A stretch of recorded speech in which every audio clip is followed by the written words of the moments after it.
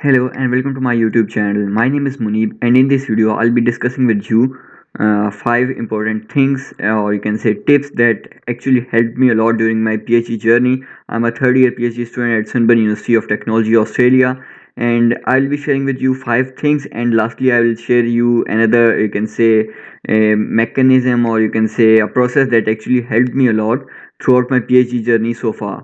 So first thing that I would like to share is you should be doing an extensive amount of literature review through the first 4 or 6 months of your PhD. Like there's a simple formula of like we usually have LIFO, like last in first out or first in first out, but there's another formula that's called GIGO, that garbage in garbage out. So if you are inputting something as garbage, the output would be garbage. So if your input is not good, like your literature review is not good, then your output will also be garbage. So make sure you should be doing an extensive amount of literature review whenever you are choosing your research problem, or whenever like you are working through your you can say different type of research questions. Your literature review should be sufficient enough so that if you build your complete research of 3 years or 3.5 years on that research problem, that should be extensive enough that you should be solving some state of the art issues instead of like solving something from 2012 or 2015. So you should be doing a very extensive amount of literature review, uh, and that literature review will help you to shape your problem to eliminate that would be a state of art and novel problem. If you are not doing an extensive literature review, then you will be just solving something random. And what I would recommend is you should not be starting randomly with any research problem. For example, like sometimes students get fascinated with some fancy words that I should be working in IoT, I should be working on some specific thing, and these are just fancy words, for example blockchain or something specific. But you can choose this topic, you can definitely work on these topics, but before choosing any topic you should be doing an extensive amount of literature review. I'll be making a separate video over it, that how to do literature review, and how you should be carrying out literature review during your PhD, and what's the importance of first 6 months, and what's the importance of literature review. So first thing or first tip is you should be doing an extensive amount of literature review. The second thing is, or the second tip is, you should prepare yourself to read. For example, make it your habit that you should be reading at least 2 to 3 articles per day. It's not per week, per day.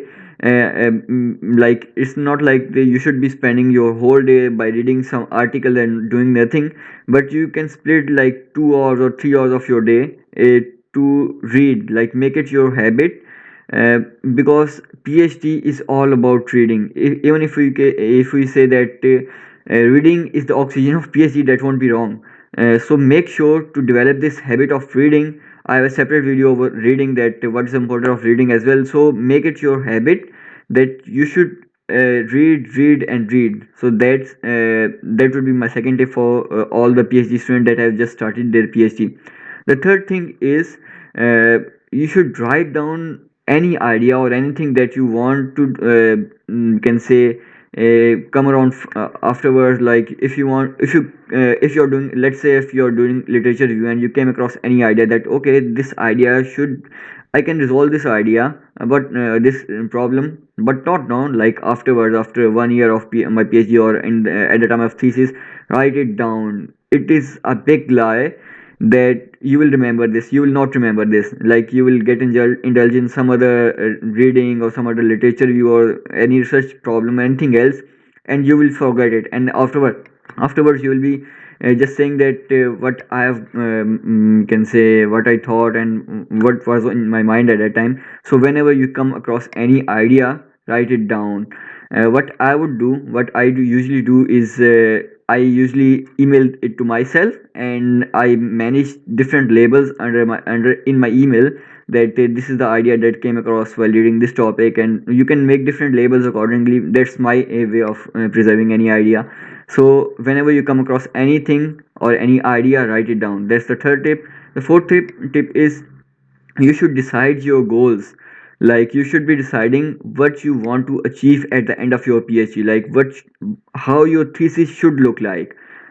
For example, you should be from the first 4 or 6 months of your PhD, you should be deciding that how many research problems you are going to target, how many research papers you want to write. Do you want to write a survey article, review article, or not? Or like what should be the end point of your PhD?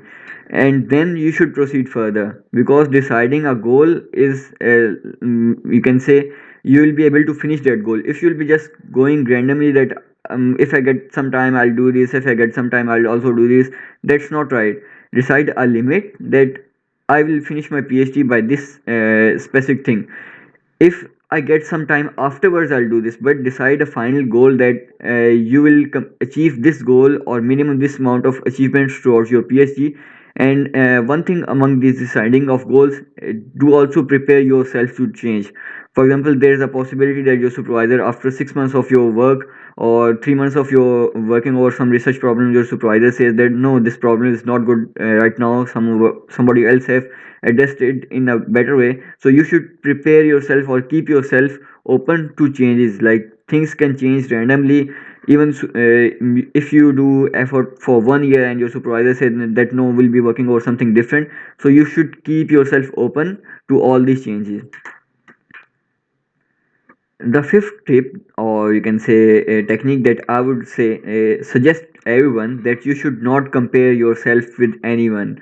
There could be students that might be working on a specific topic from the past 3 or 4 years of their life. For example, like some student worked over a topic in his final year project of bachelor's, then he worked on the same topic in his master's, 2 years of masters as well, and then now he is working on the same topic on during his PhD.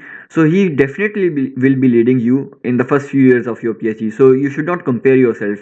If you will start comparing, you will not end up somewhere. You will just be comparing that I don't have this, and I should be doing this, I should be doing this.